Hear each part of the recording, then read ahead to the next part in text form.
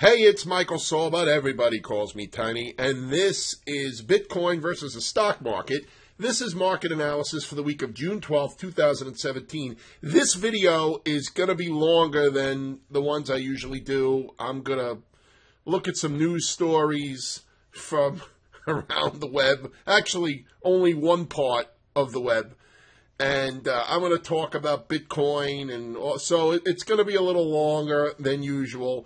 I'm talking louder because I did get an email that somebody said, hey, you have to put your mic up. So I'm doing that now. I'm trying to talk louder, so I hope I don't lose my voice. Nah, I'm okay. I yell all the time. I have 3 little kids. So, all right. So the first story I want to talk about is I was going to CNBC to do a little research on the background of the sell-off in technology on Friday, the 9th of June. And one of the headlines was something about, be careful if you win the lottery because of the tax. Are you kidding me? So here's the estimated tax bill on that $435 million Powerball win. So the lump sum cash is $273 and federal withholding would be $68. Oh no! So I'm only going to take home about $200, and yeah, I know it'll be less than that after all that stuff. And plus, the only time I play these Powerballs is in a pool with other people, so I'm going to be taking home even less than that. Oh no, what am I going to do? I'm not going to be able to afford the 5 CD changer in the Ferrari. I mean, come on. This is like the most ridiculous. What a waste of freaking space. And this is the CNBC website, by the way, but what a waste of space to put this article on the web. Like, oh, okay, well, now that I saw this, I'm not going to go and buy a ticket. Now, I don't play the lottery usually, but like I said, when it gets to, I don't know what the number is, but my friend always calls me and says, are you coming in the pool? And we all chip in $10 each, which is 5 Powerball tickets, I think. And we all have a big pool and supposedly lower the odds, although whatever. All right, so here is a nice infographic. What consumers say they would do with a windfall of millions. Invest or save, donate to charity, go on a trip, buy a new home, buy a car. I would do everything. I would do all of this, by the way. Odds of winning. So you're saying there is a chance. Okay, so 1 in 292 million. Breakdown of a lottery win. It's on CNBC. You can look it up, okay? State and local taxes, all this stuff, right? So anyway, one of the things, I don't know if you've ever watched these programs about lottery winners that go broke, and the main reason that they go broke is they can't say no to friends and family. Here's the deal. I consider anybody watching my video a friend, but you ain't getting anything. I don't care. And if you don't want to be my friend anymore and you want to stop watching my videos, that's okay. Same thing with the family. Doesn't matter to me. If any of my family decides, hey, you know what, I'm not talking to you because you didn't give me enough money, right? Not saying I wouldn't give any, but not giving enough money, or I really want to buy this for $10 billion and you could, then you know what? See you later. I don't know what to tell you. But whenever I watch those programs, and I haven't watched them in a few years, but when they were running them for a while, I always like to see what people buy with the money and all that good stuff. And they go broke because they can't say no. Yeah, I don't know. I mean, yeah, I'm not going to be able to say no to stuff that I want, but yeah, friends and family come and asking for ridiculous amounts of money after I've already given them money, which is more than likely, and it's not enough for them. Hey, you know what? I don't know what to tell you. All right, so that's the first story that was extremely important that we discussed. The second one is the sell-off in tech. So on Friday the 9th, Apple, Facebook, and other big tech stocks tank, and it weighed on Wall Street. So why did the technology sell-off happen?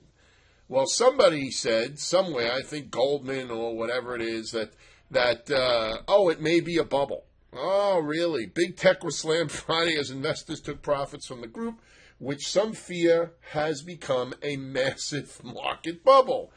Right? I mean, okay, yeah, all of a sudden now it's a bubble? I just don't get it.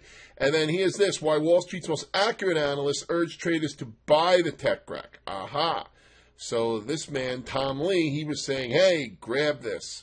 So let's look at the charts, and as promised also, I'm going to touch on Bitcoin as well. Let's do the Bitcoin first, all right? So here's a site I use, and it's called Coinigy, and you got to pay for it, I think. Anyway, so it's the site is Coinigy, Coinigy, because I have an early adopter free trial going, and now I have to update it 11 days later. I don't know if I'm going to do that, or I'm going to find a different way to chart Bitcoin.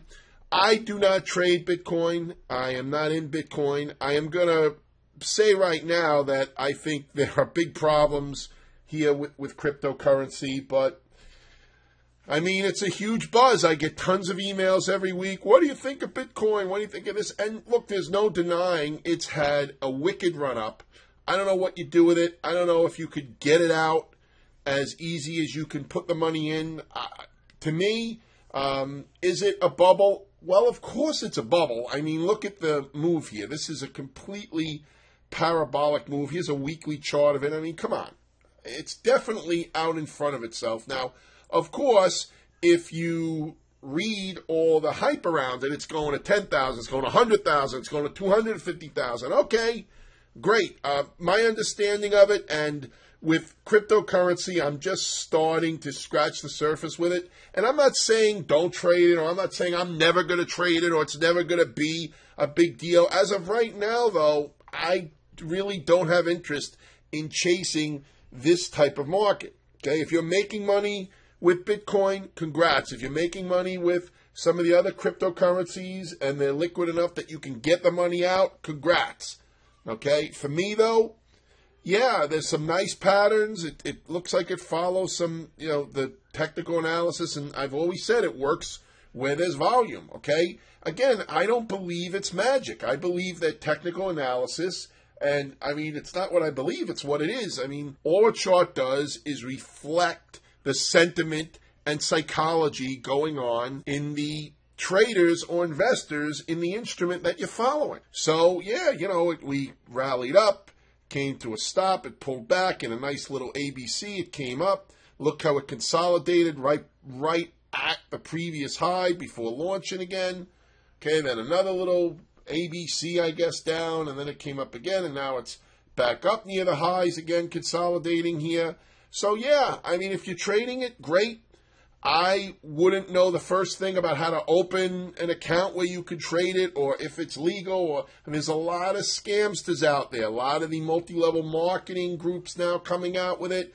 I would love for there to be a way to trade it in the United States, completely legal and regulated, like an ETF. To me, I'm not rah-rahing around it here. I don't think that, you got to get in, you're going to miss this. I believe that there are opportunities in the stock market that can give you similar gains, where it's liquid, where it's regulated. To me, the whole deal with cryptocurrency is, do people really think the governments, mints around the world, and it's supposed to be mints, right? Governments around the world are going to let this continue, or going to just let free trade in crypto continue and let people use it and launder money and buy illegal stuff? And I just don't believe it. I don't believe that it's going to happen. Look, it's the same thing with me with Uber, right? So when Uber came to New York City, I said, there's no freaking way New York is going to allow this to happen. And for a little bit it did, but eventually, what happened? You have to get licensed. You have to have a TLC license or whatever it is, or you at least have to have the insurance. I don't know. I'm not an Uber driver, so you may think, well, wait a minute. You're talking about apples and bowling balls here, and I am, and I'm not. I'm talking about government regulation. I do not believe the United States is going to allow this to happen like this. It just doesn't make any sense that there's going to be free reign of cryptocurrencies and they can't do anything about it. Okay, I mean, look, sell me a bridge. I'd rather buy the Brooklyn Bridge than believe in that. All right, so look, if you're trading it, great. Not right now, I'm not going to be able to help you with it.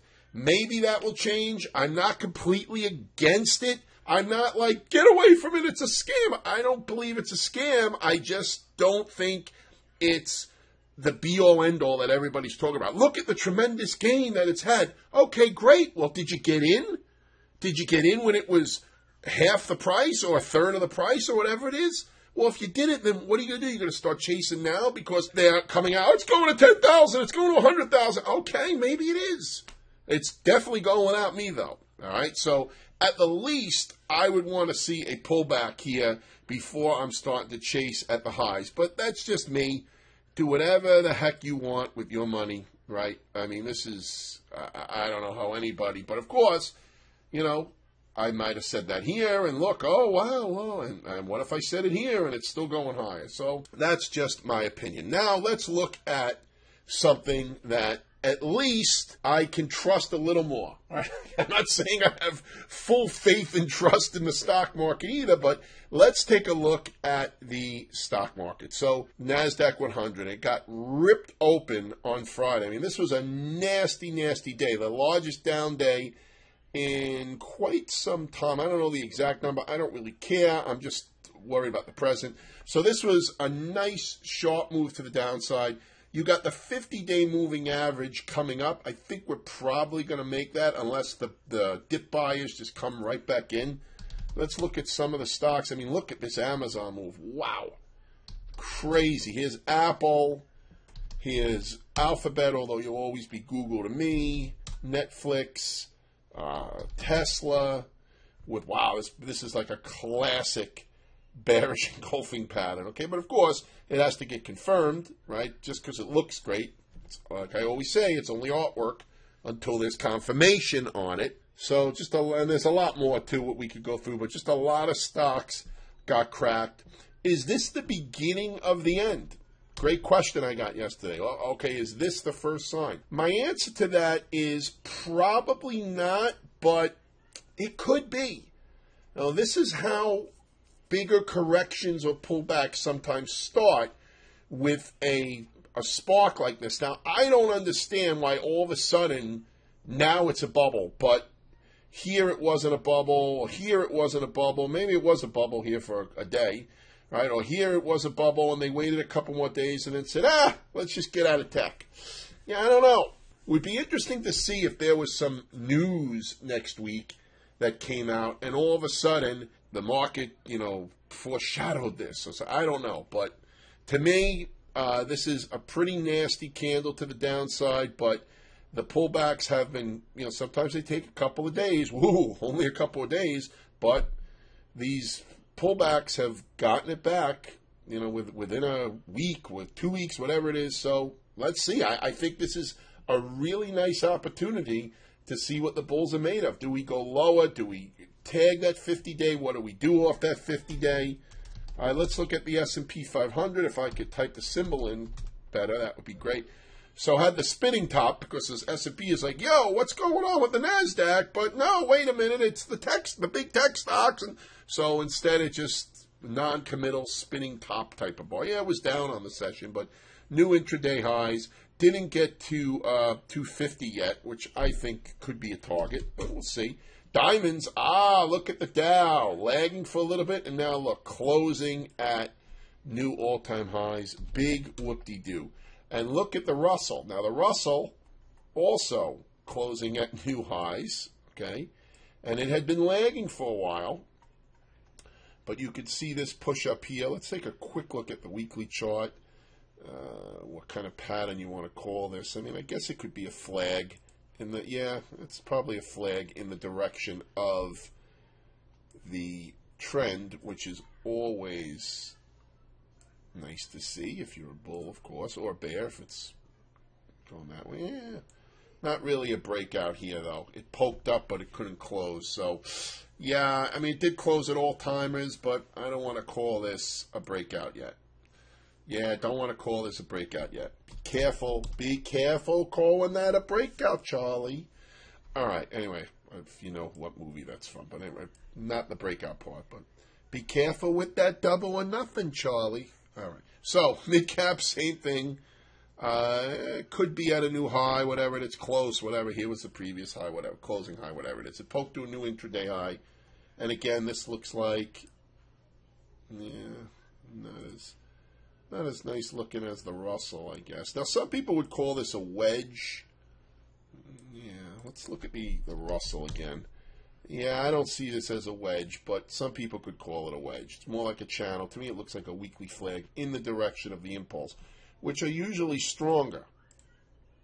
All right, but again, I want to see the breakout, and I want to see confirmation here. Whoops.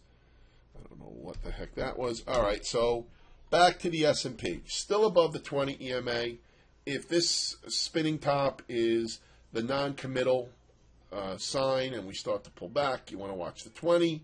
Then you want to watch this high up here at 240 and change, and then you got the 50-day moving average just below. Let's look at some sectors. Okay, oh, NVIDIA, that's the other NASDAQ stock I want to look at. Well, we'll talk. Look at this candle. Wow. I mean, just a complete wild ride. And definitely some people got buried there. Some people buying into the new highs, or, I mean, yeah, it's nasty. I mean, here's a semiconductor. The stocks giving back 1, 2, 3, 4, 5, 6, 7, 8, 9, 10, yeah, about 10, a little less. Well, all the way down, you're looking at 12, but I guess on the close, only about 10 days, well, 8 days, 1, 2, 3, 4, 5, 6, okay, whatever it is, of movement up. Just, nasty. Let's look at some of the semiconductors. Intel, which was trying to get out of its coil, came back down the other way. It's like an ADI, yeah, just no good. How about a clad tanker? Yeah, wow. Right back to the 50-day. I mean, this was a nice breakout. We talked about this one in a previous video, but came just shy of 110 and then got whacked.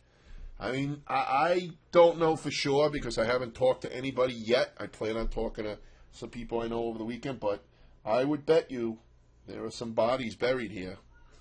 I would bet you there were some bodies buried here. That is these are nasty looking candles. Okay, we went over the other stocks. Let's look at banks. Banks that had been lagging. Okay, we talked about that. Look how they poked up. So let's grab the trend lines here. They poked up here. You got like a Bank of America. You got a JP Morgan over the 50-day. Citigroup, new highs, which I had spoken about in, I know at least last week's video, but I think the week before too, that Citigroup has been showing good relative strength. So this was a nice pop up. Here's Bank of New York, also a nice pop, new highs. Northern Trust, not quite. Here's Zion's, starting to get going here with the Bank of Americas and the JP Morgans, etc. Okay. How about the broker-dealer? So the broker-dealer with a nice pop. Goldman Sachs, yeah, between its 50 and its 200-day. I have news for you. Okay, here's some breaking news. It's not going to stay here. I don't know which way it's going, but you see how the 50's coming down and the 200's coming up? Think of a nice, big, juicy pimple that is about to get popped. It's going to go one way or the other. It's going to either splurt all over the mirror or splurt all over, all right, whatever. It's disgusting. But whatever it is, it's this is winding up, coiling up, and it's going to give way one way or the other. How about Morgan Stanley? Nice push up here. So Morgan's outperforming a little bit here. Got like a leg Mason trying to break out here. Let's look at the weekly on leg Mason. Yeah, you got the 200 weekly, which I'm not a huge fan of, but I really just like it on the daily. But you do have some resistance before that at the $40.22 area. All right, let's look at our Caterpillars and our John Deere. Yeah, look at John Deere. I mean, this looks like it's on fumes. I mean, it's not a short signal here, but it's a, hey, be careful here because we're up here on fumes. We could definitely get a small correction here. So let's look at bonds. Yeah, bonds over the 200-day for a little bit, but now back down. Also getting a squeeze here. Coil up with the 200 coming down, the 50 coming up. That's going to move one way or the other. Eventually, here's gold, tagged a high, recent high, not an all-time high, of course, but tagged the April high and then started to pull back. Here's gold miners. Again, the 50 and the 200 are coming together here. So if we get the trend line here, all right, boom. Let's look at, we can look at silver too, by the way. Yeah, I could have told you silver was going down because a friend of mine told me that he just bought more silver. I just bought some more silver cheap. Okay. Well, as soon as the shoe shine boy is giving you, and this guy is obviously he's much higher level than a shoe shine boy, but as soon as everybody's just telling you how cheap things are and how a great deal it is, you could you could almost look for just the typical retail, right? Buy into oh no, here we go. And that's my opinion what's going to happen with Bitcoin, right? Oh, wow, yeah, no, now's the time to buy. Well, again, and I would have been wrong if I said it here, but eventually I'm going to be right. Look, I'm not telling you Bitcoin's a short or anything like that. I'm just saying, to me, I always like waiting for pullbacks. But anyway, back to the market here. So there's silver. Okay, here's oil. So oil, which we had been looking a couple of weeks back for this to try to come down to the 2016 lows, looks like could be on our way here. Now remember, the July 4th holiday is usually a seasonal time frame for oil to top out. Doesn't mean it has to do that. After all, we didn't get sell in May and go away, so seasonals obviously don't always work. But coupled with the technical pattern, if we do break down here, I would watch for these 2016 lows on oil to come into play. So let's recap. S&P 500 with an indecision candle, widest candle we've seen in a little bit. But the real news is the NASDAQ. And the question is, do we get to the 50-day moving average, and do we hold the 50? Just because we get there doesn't mean we hold it. Although I do think if we do try for that 50-day moving average and we do test it, I think there will be some reactionary buyers there. All right, I think that there will be responsive buying down there. But let's see. Maybe this is all she wrote, and it was just a one-day event, and everybody's like, wow, this is the buy of the year. Look at this. Hey, everybody wanted the stocks cheaper. Let's run in and grab them. Wow. Amazon had a nice recovery off the lows, though. But look at an Alphabet, an Apple. Apple with the classic lower high here. Tiny at attackthemarkets.com. I know I went over today. Going to hit about 25 minutes on this video, so just a little longer than usual because I just could not stand the lottery stuff, the lottery article. I just had to mention it, the absurdity of it. Like I said, if I win the Powerball and I have to split it and all I come away with is a couple $1 million, oh well. Like I said, can't get the 5 CD changer in the Ferrari. I don't know if they even make CD changers anymore. But I can't get the 5 CD changer in the Ferrari, but I think I'll be okay. Questions, again, tiny at attackthemarkets.com. Leave a comment below. Don't forget to give me a like because it helps me move up the rankings in YouTube. Have a great trading week. Join my list if you want intra-week updates, and I will talk to you soon.